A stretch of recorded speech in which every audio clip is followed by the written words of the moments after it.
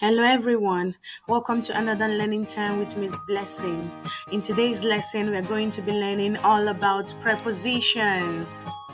Under, in, behind, between, above, on, in front of are all examples of prepositions. A preposition is a position word.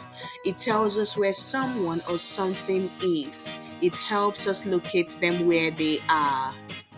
Jane is on a bike. She is on a bike. Preposition connects a noun to another noun or a pronoun to another. The elephant is in front of the chair. This tells us that the elephant is not under or above but in front of the chair. Can you think of a sentence using this picture right here?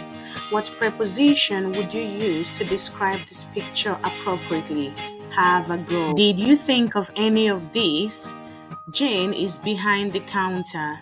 She is behind it. Behind is the preposition. The cat is under the bed. The boy is on his bed.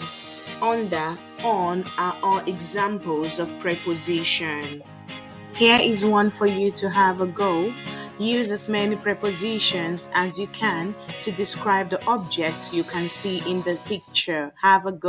I bet you are confident with today's video.